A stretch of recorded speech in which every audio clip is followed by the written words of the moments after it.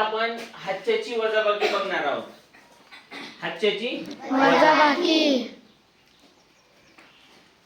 अगोदर मी तुम्हाला बेरीज शिकवलं. काय शिकवली? बेरीज. बेरीज म्हणजेच काय? एकत्र करणे, मिळवणे, मिसळणे, याला काय म्हणतो आपण? बेरीज. काय म्हणतो आराध्या?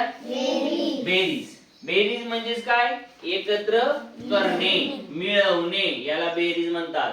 बेरीज चिन्ह उभी रेष, आडवी रेष. बरोबर की नाही? बरोबर की नाही? हा, आता मला सांगा, मी त्या दिवशी एक उदाहरण घेतलं होतं. ते उदाहरण कोणतं होतं? 3 अंकी सर्वात मोठी संख्या कोणती? 999. 999. बरोबर की नाही? ती मांडली या ठिकाणी. आणि त्या 999 मध्ये आपण 1 मिळवला होता. बरोबर की नाही? 1 मिळवला होता. तर उत्तर काय आलं होतं? 1000. काय आलं होतं? 1000. काय आलं होतं? 1000 उत्तर आलं होतं. मग बेरीज करताना आपण एक कुठं मांडलं होतं? आपण एककाच्या घरात. एक कुठं मांडलं होतं? आपण एककाच्या घरात. कुठे मांडला होता? एककाच्या घरात. एककाच्या घरामध्ये मांडला होता. मग एककाच्या घरामध्ये 9 आणि 1 किती आलं? 10. 10चं काय मांडलं आपण या ठिकाणी? 0. हातचा आला 1. पुन्हा दशकाच्या घरामध्ये 9 आणि हातचा आला 1 किती आले? 10. पुन्हा 10तले 0 या ठिकाणी मांडले, हातचा आला 1. तो गेला शतकाच्या घरात. शतकाच्या घरात हातचा म्हणून गेल्यानंतर शतकाच्या घरामध्ये कोण आहे? 9 आणि हातचा 1 10. तर त्या ठिकाणी 3 अंकी संख्येमध्ये 1 अंकी संख्या ज्यावेळेस आपण मिळवली तर उत्तर आपल्याला किती अंकी आलं होतं? 4 अंकी. म्हणून एक, दशक, शतक आणि हजार. तर हजार किती? हजार 1000. मग आपण 1000 ची ओळख त्या दिवशी पाहिली होती. बरोबर की नाही? 1000 म्हणजे एकावर किती शून्य? 3 शून्य. त्यानंतर मग त्याच विषयावरती आपण आज हातच्याची वजाबाकी बघणार आहोत. हातच्याची वजाबाकी करत असताना मी पुन्हा तेच उदाहरण घेतलं. का बरं? की तुमच्या त्या हे जे उदाहरण आहे हे तुमच्या नजरेखाली येऊन गेलेले आहे. बरोबर की नाही? तर मग आपण 1000 घेतले, 1000 मांडले. एककाच्या घरात 0, दशकाच्या घरात 0, शतकाच्या घरात 0 आणि हजाराच्या घरात 1. या 1000 मधून आपल्याला 1 वजा करायचा आहे. काय करायचं आहे? 1 वजा करायचा आहे. आणि मी तुम्हाला नियम सांगितलाय, वजाबाकी करत असताना संख्या काढून टाकावी लागते. संख्या काढून टाकावी लागते. परंतु संख्या काढून टाकत असताना किंवा कमी करत असताना ज्या संख्येतून आपल्याला काढायचं आहे ती संख्या कशी पाहिजे? मोठी. बरोबर की नाही? ती संख्या कशी पाहिजे? मोठी. लक्षात येतंय की नाही? परंतु अपवाद. आरुष इकडे लक्ष दे. सर आरुष इकडे लक्ष दे. काय की आता आपल्याला ज्या संख्येतून आपल्याला एक संख्या काढायची ती संख्या लहान आहे.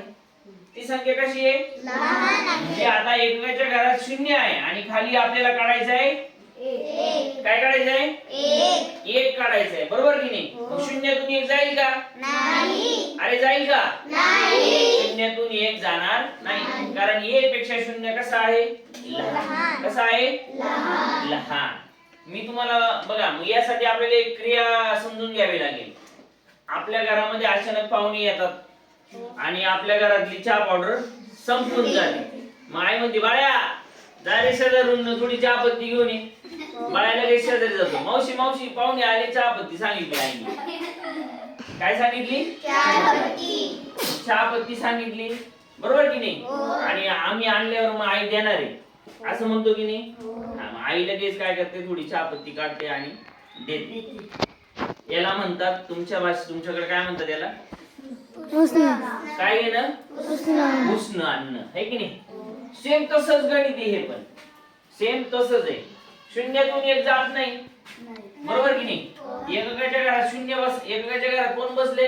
0. मग 0 काय म्हणतो त्या बाळ्यासारखं की चला आपण दशकाच्या घराकडे जाऊ आणि त्याच्याकडून काहीतरी उष्ण घेऊ. बरोबर? तो काय करतो? दशकाच्या घरात जातो. दशकाच्या घराला म्हणतो मला काहीतरी उष्ण दे. दशकाचं घर म्हणतो मग मी 0 आहे, तुला देऊ कुठून? माझ्या घरात काहीच नाहीये. माझ्या घरात काहीच नाही. मग तो काय होतो दशकाचा घर आणि शेवटी थोडं उदार मतवादी म्हणजे उदार येतो. तो परत काय म्हणतो तू इथंच बैस, मी तुझ्यासाठी शेजारच्याकडे जातो आणि शेजारच्याकडून आणतो आणि मग तुला देतो. मग दशकाच्या घरातला परत काय करतो शतकाच्या घरात जातो. तो शतकाच्या घराला म्हणतो मला काहीतरी उष्ण दे. शतकाच्या घराला म्हणतो अय भाऊ मी तिथं कांगाल झालोय तुला ते उघडून. मग परत तो काय म्हणतो शतकाच्या घरातला काय म्हणतो ए दशकाच्या घरात तू इथंच बैस, तुला लय अडचण येणार तर मी काय करतो शेजारच्याकडे जातो आणि शेजारच्याकडून आणतो आणि मग तुला देतो. मग शतकाचं घर काय आहे शतकाच्या घरातला काय करतो हजाराच्या घरामध्ये जातो, हजाराच्या घराकडे जातो आणि हजाराच्या घराला विनंती करतो मला उष्ण दे, मला उष्ण दे. हजाराच्या घरामधला एखादा संतासारखाच राहतो. तो म्हणतो तुला गरज आहे का आणि लगेच घेऊन टाक. मग तो हजारातल्या घरातला काय करतो त्याच्यातला एक आहे की नाही तो कोणाला देतो शतकाच्या घराला एक देऊन टाकला. त्याच्याकडे राहिला तो कांगाल झाला कारण तो एकटाच राहतो. तो काय राहतो एकटा, त्याचं काही लग्न बिग्न होईल नाही त्याच्यामुळे त्याला काही गरज नाही म्हणून तो एकटाच राहतो. तर एकटा होता तो त्यांनी शतकाच्या घराला एक दिला आणि त्याच्या घरात राहिला शून्य. मग आता शतकाच्या घरात किती झाले किती झाले 10. मग दशकाच्या घराला तिथे येऊन बसलेला होता वाट पाहूनच होता काहीतरी आणलं असं मग मिळत काय म्हणून. मग शतकाच्या घराला काय करतं शतकाचं घर काय करतं दशकाच्या घराला एक देतं. काय देतं मग 10 तून 1 गेले 9. शतकाच्या घरात किती राहिले 9 आणि 1 कोणाला दिला दशकाच्या घराला. मग दशकाच्या घरात 1 दिल्यानंतर किती झाले 10. दशकाच्या घरातले झाले 10. तिथे एककाच्या घरातला बसेल होता बाळ्या है की नाही.